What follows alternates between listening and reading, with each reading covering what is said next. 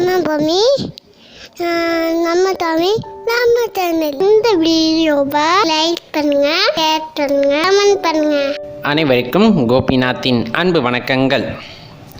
நம்ம பெரும்பாலும் அம்மன் கோயிலுக்கு போகிறோம், இல்லை எங்கேயாச்சும் கோவிலுக்கு போகிறோம் அப்படின்னா அங்கே பிரசாதமாக நிறைய விஷயங்கள் கொடுக்கப்படும். அதாவது திருநீர் ஆகட்டும், குங்குமம் ஆகட்டும், மஞ்சள் ஆகட்டும், துளசி, இது போல் பல பிரசாதங்கள் அங்கு வழங்கப்படுவது வழக்கமான ஒன்று தான். அதையெல்லாம் மீறி நம்ம கையில் ஒரு அருமையான பிரசாதம் கொடுப்பாங்கன்னு பார்த்தோன்னா எலுமிச்சங்கனியை நமக்கு பிரசாதமாக சில கோவில்களில் கொடுக்கறது உண்டு.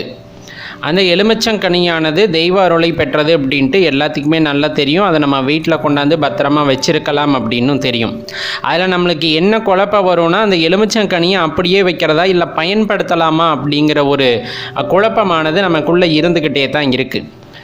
இப்போ ஒரே ஒரு கனி கொடுக்குறாங்க அப்படின்னா, இப்போ நம்ம வாகனங்களில் பெரும்பாலும் நம்ம வச்சுருப்போம். நம்ம போக்குவரத்தில் எந்த பாதிப்பும் வரக்கூடாதுன்னு வாகனத்தில் அதை வச்சுப்பாங்க. அதே சமயத்தில் ஒன்று அல்லது மேற்பட்ட கனிகள் நமக்கு கொடுத்துருக்காங்க, வீட்டில் இருக்க எல்லாத்துக்கும் ஒன்று கொடுத்துட்டாங்கன்னா எல்லாத்தையுமே நம்ம அப்படியே வைக்கணுங்கிற அவசியம் கிடையாதுன்னு முதல்ல நம்ம புரிஞ்சுக்கணும்.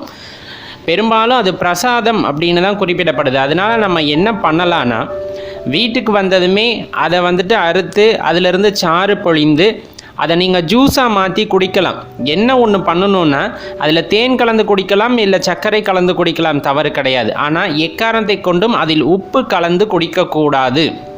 சாதாரணமாக சில பேர் எலும்பச்சம்பழம் ஜூஸ் போட்டு குடிக்கிறாங்கன்னா உப்பும் கலந்து குடிப்பாங்க. ஆனால் கோவில்களில் கொடுக்குற எலும்பச்சம்பழத்தை நம்ம ஜூஸ் போடணும்னு நினச்சிங்கன்னா போடலாம், தப்பு கிடையாது. அப்படி ஜூஸ் போடணும்னு நினச்சிங்க அப்படின்னா கட்டாயமாக அதை அறுத்து சாறு புழிஞ்சிட்டு அதில் தேன் கலந்து நீங்கள் ஜூஸாக சாப்பிடலாம். அப்படி இல்லைன்னா சர்க்கரை கலந்து சாப்பிடலாமே தவிர உப்பு கலந்து மட்டும் எக்காரணம் கொண்டும் சாப்பிட்டு விடாதீர்கள் அப்படின்ட்டு தான் குறிப்பிடப்படுது. நம்ம இந்து சாஸ்திரம் அது வலியுறுத்தியே கூறுது அப்படின்னே நம்ம சொல்லலாம். ரொம்ப முக்கியமான விஷயம் என்னன்னா, இப்போ கோயிலேருந்து நீங்கள் எலுமிச்சம்பழம் வாங்கிட்டு வர்றீங்க அப்படிங்கும்போது அதை வச்சு யாருக்கும் திருஷ்டி சுற்றி போடக்கூடாது. ஏன்னா எலுமிச்சம்பழத்தில் திருஷ்டி சுற்றி போடுற பழக்கம் நம்ம இதில் பரவலாக காணப்படுது. அப்போ நம்ம என்ன பண்ணிவிடுவோம், அதை அறுத்து அதில் சிகப்பு தடவி சில பேர் திருஷ்டி சுற்றுவாங்க. கட்டாயமாக அந்த தவறை பண்ணிடாதீங்க. அது பிரசாதம், திருஷ்டி கழிப்பதற்கான பொருள் கிடையாது. நீங்கள் தனியாக ஒரு எலுமிச்சம்பழத்தை வேணால் எடுத்து அதில் திருஷ்டி சுற்றி போடலாமே தவிர கோவில்கள்லேருந்து உங்களுக்கு பிரசாதமாக கொடுக்கப்பட்ட கனிகளை நீங்கள் திருஷ்டி சுற்றி போட பயன்படுத்தக்கூடாது அப்படிங்கிறத நல்லா ஞாபகம் வச்சுக்கோங்க. சரி, இப்போ ஒரு 5 கனி கொடுத்துட்றாங்க. நம்ம என்ன பண்ணுவோம்னா, உடனே கொண்டு போய் எல்லாத்தையும் பூஜை அறையில் சாமிக்கு முன்னாடி வச்சுருவோம். அதை கண்டுக்கவே மாட்டோம். அது ஒரு காலகட்டத்தில் பார்த்தா காஞ்சு அழுகி போய் கிடக்கும். நல்லா ஞாபகம் வச்சுக்க வேண்டிய ஒரு விஷயம், எக்காரணத்தை கொண்டும் கோவில்களில் பிரசாதமாக கொடுக்கப்பட்ட அந்த எலுமிச்சங்கனியானது காய்ந்து போகவும் கூடாது, அழுகி போகவும் கூடாது. அது அபசகுணமாக கருதப்படும். அதனால தான் சொல்கிறது, இப்போ நீங்கள் வண்டி வாகனங்களில் போகிறீங்க அப்படிங்கும்போது வச்சுக்கலாம். 1 நாள் 2 நாள் கட்டாயமாக நீங்கள் வச்சுக்கலாம். வச்சுட்டு அது கொஞ்சம் வாடுது அப்படிங்கும்போது அதை டஸ்ட்பினில் போட்டெல்லாம் தவறு கிடையாது.